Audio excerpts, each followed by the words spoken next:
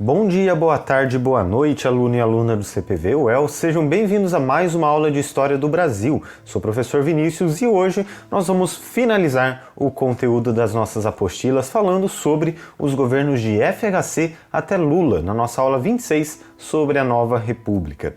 Como eu sempre lembro a vocês, antes de assistirem, na medida do possível, assista às aulas anteriores, para você conseguir se orientar no nosso conteúdo e também leia a apostila, porque as nossas aulas sempre são complementares às informações trazidas na apostila, ok? E caso você tenha alguma dúvida, crítica ou sugestão, entre em contato conosco no grupo do Facebook História CPV 2020. Na aula anterior, só para retomar de onde nós paramos, nós começamos a falar sobre a nova república, dos governos de Sarney até FHC. Então, foi uma aula em que nós falamos de 4 governos, né? Do governo Sarney, do governo Collor, do governo Itamar Franco e do governo FHC. Então, nós falamos um pouquinho sobre as características de cada um, falamos do processo de impeachment, de eleição e de impeachment do Collor, de como que o Itamar assumiu o governo e falei de algumas características mais gerais do governo FHC, certo? Mas, na aula de hoje, nós vamos continuar nesse conteúdo, eu vou continuar falando um pouquinho mais sobre o governo FHC, agora mais focado, né, algumas questões sociais, alguns problemas que o governo dele passou e o segundo período desse governo, né, o período em que FHC foi reeleito e governou até 2003, quando ocorreram as eleições, né, de 2002 e assumiu o presidente Lula em 2003, que governou até 2011. Pois bem, como eu falei para vocês, durante o governo FHC, lá por 1996, 97, ele conseguiu aprovar uma emenda que permitia a reeleição para presidente, prefeito e governador. Até então não era permitido, né, acontecer a reeleição e em outubro de 1998 temos as primeiras eleições em que a reeleição é permitida. E o Fernando Henrique Cardoso, o FHC, acabou sendo reeleito em primeiro turno contra o candidato do PT, contra o Lula. E nesse segundo mandato, né, do FHC, ele promoveu uma série de novas reformas econômicas contra a inflação, contra as despesas públicas, mas, infelizmente, o governo dele ocorreu numa situação muito complicada para todo o país, né? Como eu falei para vocês na última aula, o país estava passando por uma crise econômica muito grave, influência, né, de algumas crises internacionais, influência das próprias políticas tomadas pelo governo e teve como consequência a queda na renda dos trabalhadores e o crescimento do desemprego. Então, esse segundo mandato do Fernando Henrique Cardoso foi muito marcado por essa tentativa de reformas econômicas e também por um lado muito negativo dessas reformas, né? Pela crise econômica, pela ineficácia das reformas. E isso começou a gerar alguns atritos internamente ao próprio governo. Então, a própria base de apoio do governo começou a entrar em atrito. O governo fez uma aliança política com o PMDB para conseguir governar. Então, a gente vê que ao todo, esse segundo mandato do FHC foi muito instável, né, economicamente, politicamente, e ele acabou sofrendo uma queda muito grande de popularidade nesse período. Então, aquela popularidade que o FHC vinha ganhando desde lá da época do Plano Real, né, em que ele praticamente resolveu os problemas econômicos crônicos que o país vinha passando, agora começou a decair, começou a decrescer por conta de todos esses problemas que o governo dele vinha enfrentando. E esses problemas, logicamente, eles vão ter consequências sociais, né? Não são só consequências econômicas, não é só os números que são afetados. As pessoas, né? O dia a dia das pessoas também é afetado por todos esses problemas que o país vem passando. Só para a gente entender então, pela Constituição de 1988, aquela que a gente estudou um pouquinho na nossa última aula sobre a ditadura militar, a educação e a saúde passaram a ser universais, tá? E entendidas como um dever do Estado. Então, era dever do governo, a partir da Constituição de 1988, garantir educação e saúde para toda a população, gratuitamente, tá? Então, com isso, o governo FHC começou a buscar formas, né, de cumprir isso que estava na Constituição. Então foram criados novos impostos para financiar o SUS, para financiar a educação pública e também a assistência social. E é nesse período em que os sindicatos e os próprios professores também começam a se mobilizar cada vez mais por uma melhor qualidade em serviços públicos, né? Por quê? A educação e saúde foram universalizadas, foram ampliadas, conseguiram colocar mais crianças na escola, mas a qualidade do atendimento da saúde, a qualidade da educação não teve uma melhora muito grande, né? Então, a partir desse período, os professores começam a pressionar o governo por mudanças reais na qualidade de ensino. Também são criados alguns programas assistenciais, né? Então programas para realmente tentar melhorar a condição de vida, a condição social da população, como Bolsa Escola, Bolsa Maternidade.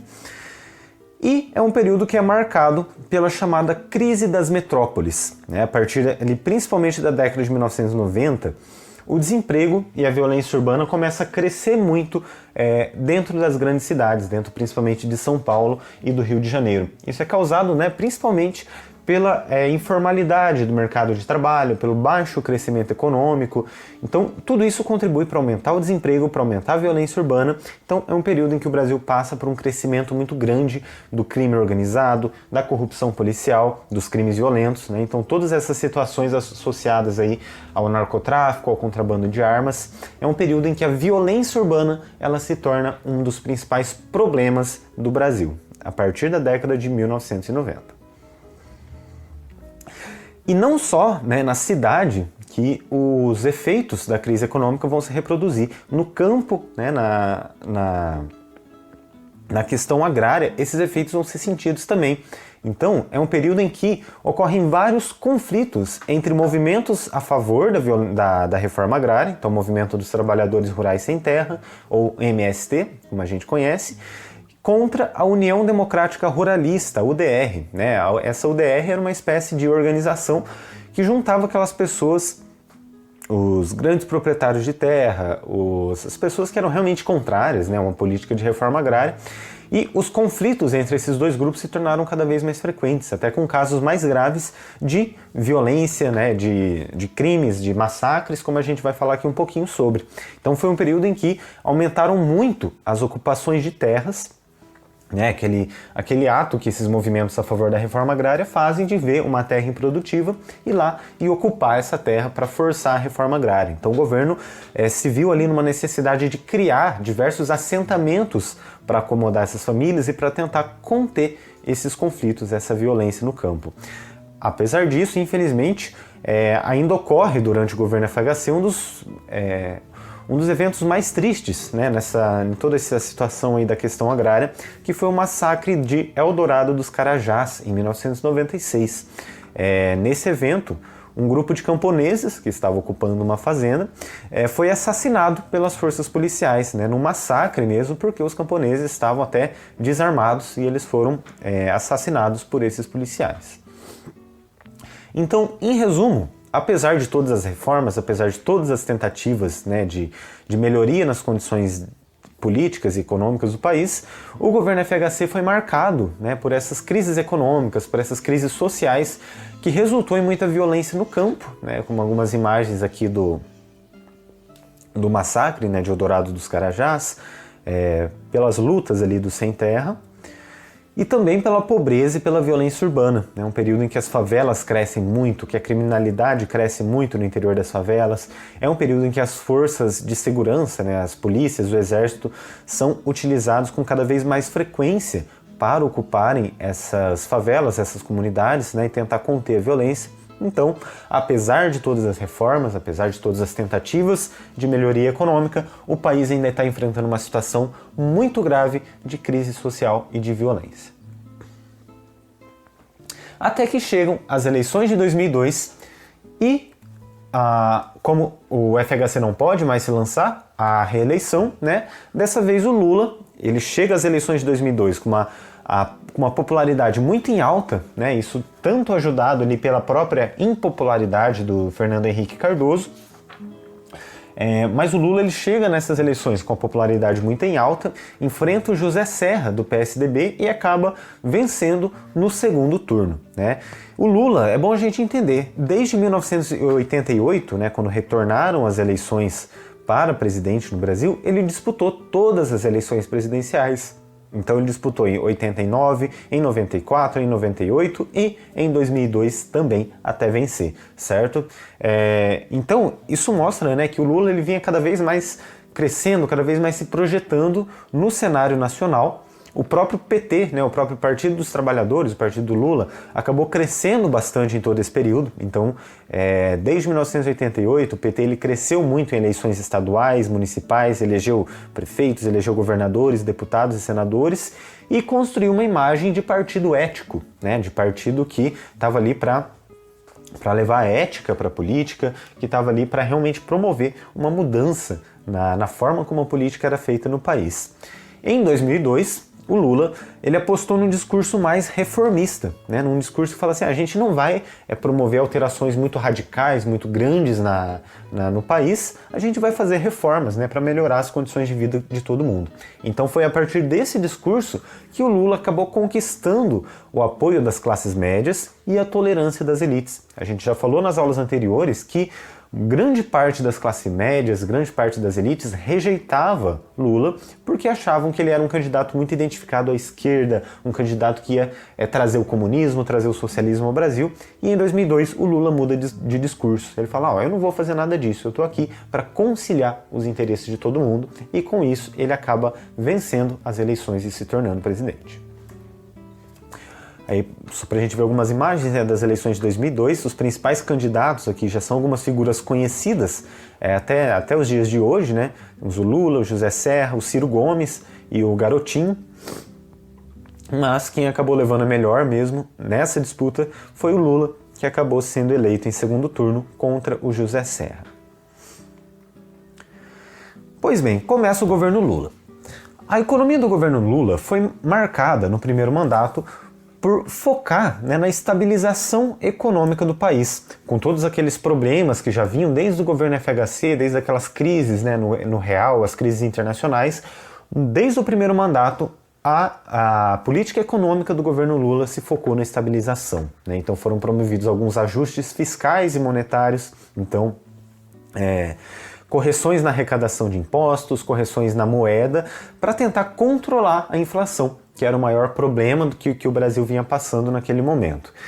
E ao mesmo tempo, o Brasil foi ajudado por um evento, né, por uma situação econômica que ficou conhecida como o boom das commodities, né, a explosão das commodities. E o que foi esse boom das commodities?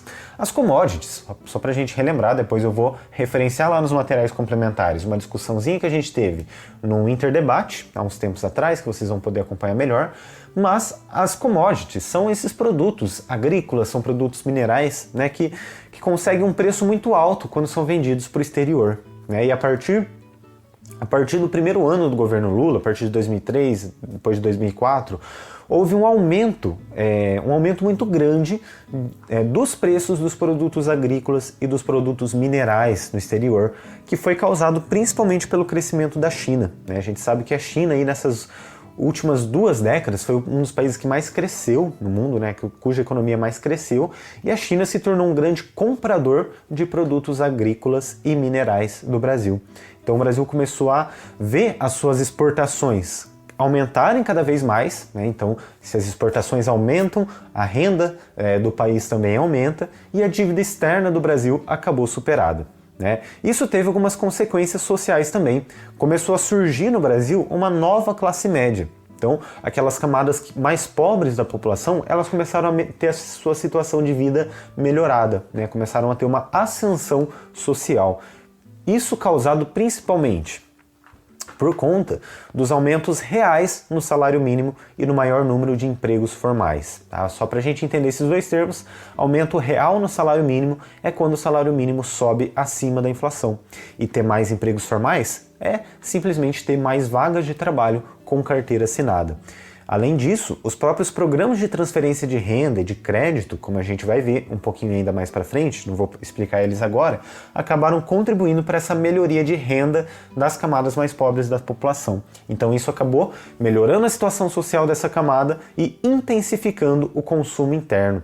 Muitas pessoas, a partir desse período, né, esse período de otimismo econômico, de crescimento econômico, começaram a comprar bens de consumo pela primeira vez. Então foi a primeira vez que algumas famílias compraram automóveis, que compraram eletrônicos, eletrodomésticos. Então toda essa situação, né, de estabilização econômica e de melhoria do cenário econômico contribuiu para a ascensão de uma nova classe média.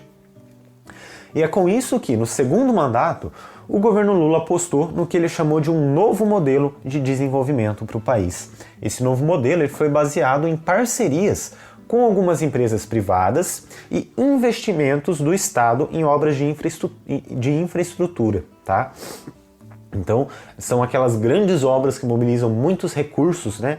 Que fazem circular bastante dinheiro, que geram muitos empregos, né? Então isso acabou contribuindo para um alto crescimento econômico do Brasil e também para manter, né, para aprofundar aquela parceria comercial que o Brasil já vinha estabelecendo com a China. Então, a partir do segundo mandato, ao invés de focar só na estabilização econômica, o Estado ele realmente se destaca como um grande investidor, como um grande promotor do crescimento, né? Esse é um período também que começam os investimentos na exploração do petróleo, como a gente ouvia falar bastante, né, nos jornais, uns tempos atrás, período em que começa a ser discutido, né, como que vai ser extraído aqueles lucros do petróleo do pré-sal, né? Então, realmente, a partir do segundo mandato, o governo federal ele se torna um grande investidor, ele se torna um grande promotor do crescimento, do desenvolvimento econômico a partir das obras de infraestrutura e da parceria comercial com a China e com outros países. E tanto que, nesse segundo mandato, o novo modelo de desenvolvimento econômico tem tanto sucesso que em 2008, quando ocorre a crise econômica mundial, né, que começa lá nos Estados Unidos por conta de uma crise de alguns bancos que quebram, alguns bancos que fecham lá e que se expande para o resto do mundo, aqui no Brasil o governo usou todas as suas reservas econômicas, então todo o dinheiro que ele havia acumulado para superar essa crise, e foi o que realmente aconteceu. O governo acabou conseguindo superar essa crise econômica de 2008.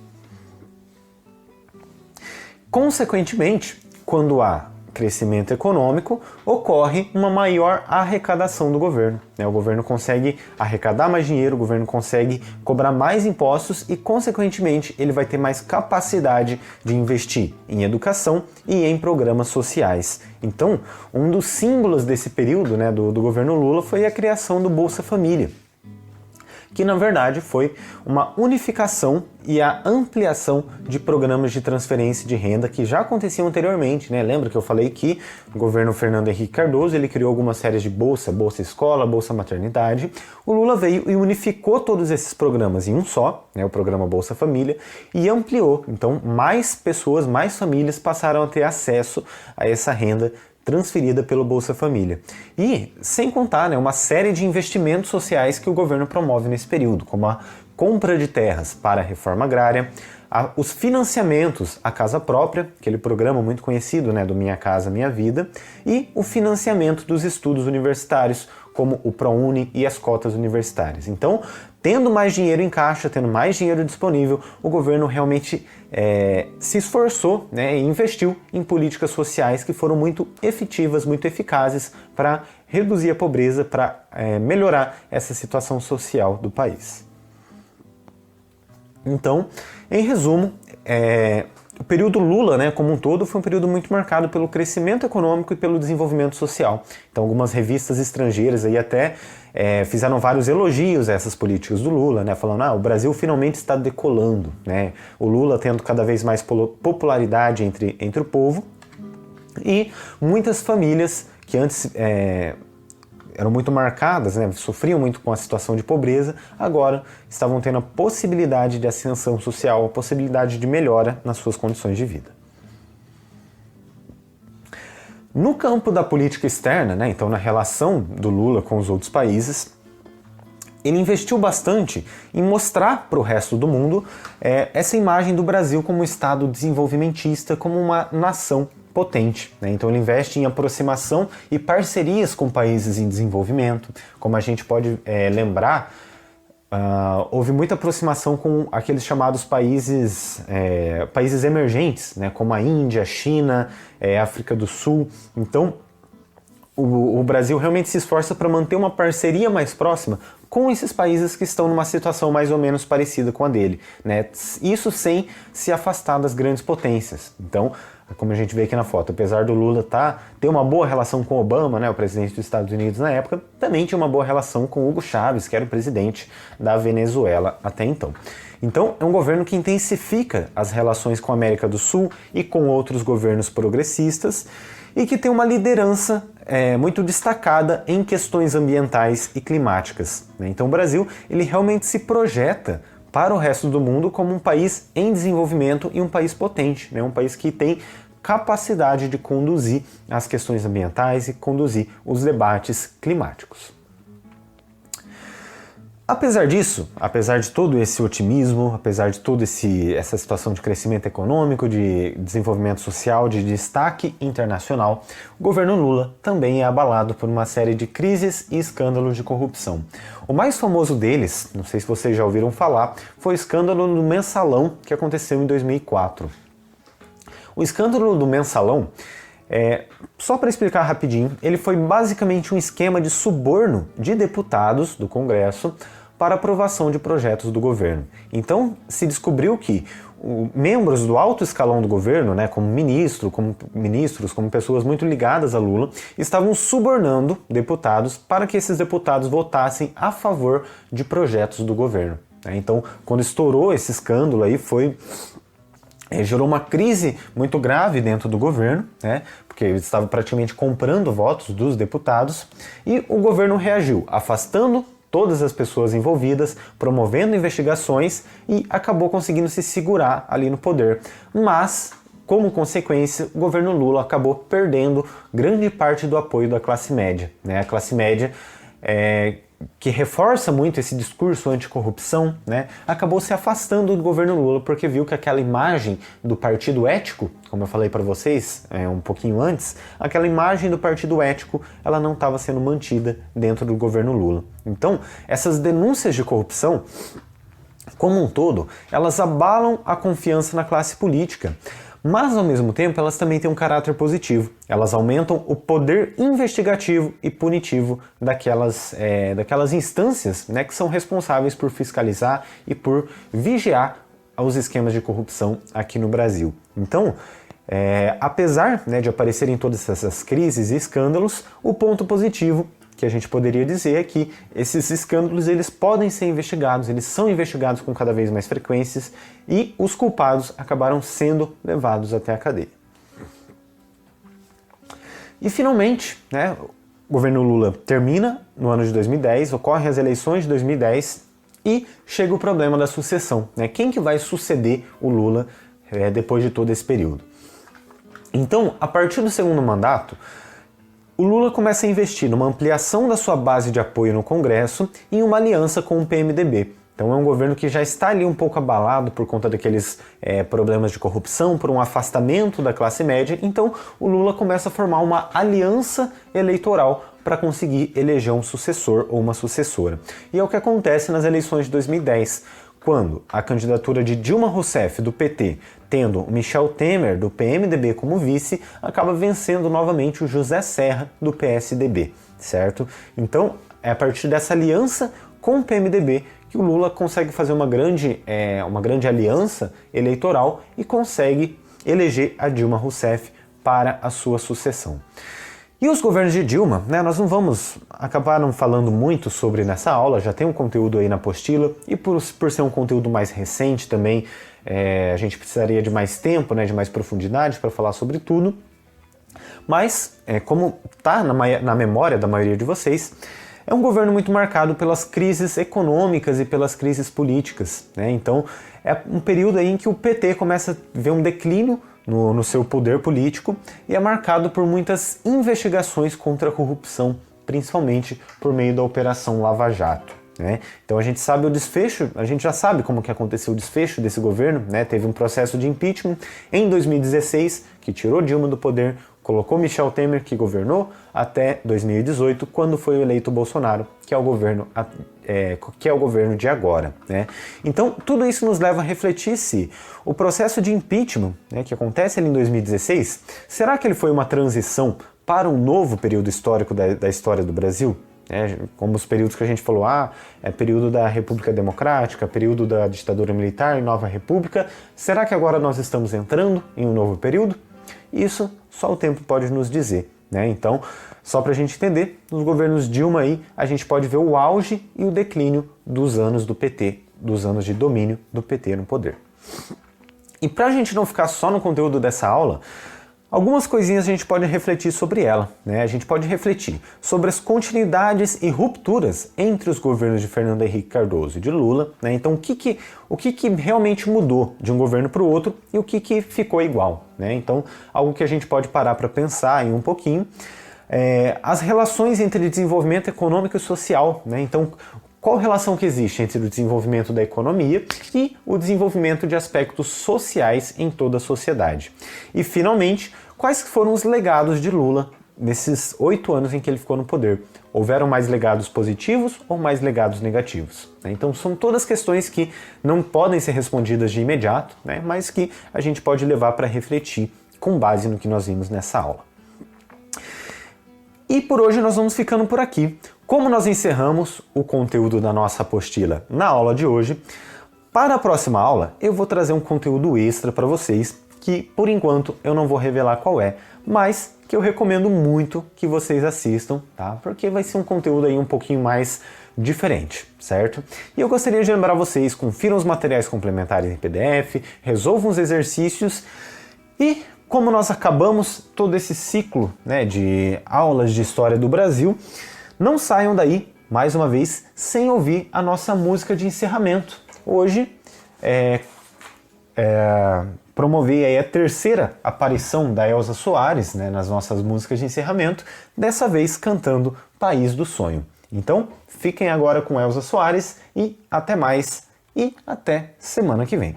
Tchau!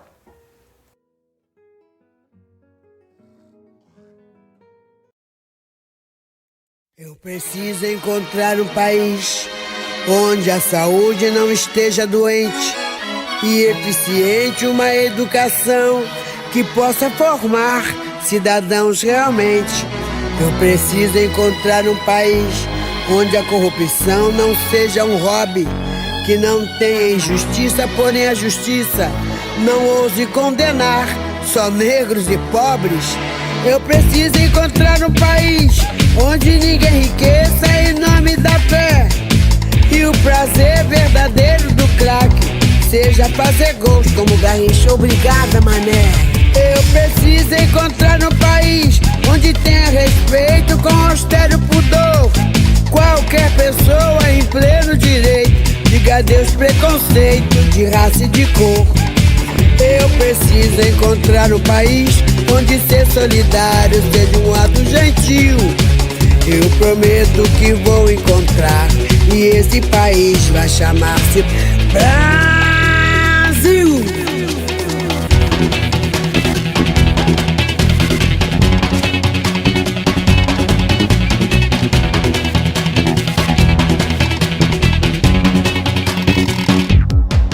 Eu preciso encontrar um país onde a saúde não esteja doente e eficiente, uma educação que possa formar cidadãos realmente. Eu preciso encontrar um país onde a corrupção não seja um hobby, que não tenha injustiça, porém a justiça não ouse condenar só negros e pobres. Eu preciso encontrar um país onde ninguém enriqueça em nome da fé e o prazer verdadeiro do craque seja fazer gols como Garrincha. Obrigada, mané. Eu preciso encontrar um país onde tenha respeito com austero pudor. Qualquer pessoa em pleno direito diga adeus preconceito de raça e de cor. Eu preciso encontrar um país onde ser solidário seja um ato gentil. Eu prometo que vou encontrar, e esse país vai chamar-se Brasil.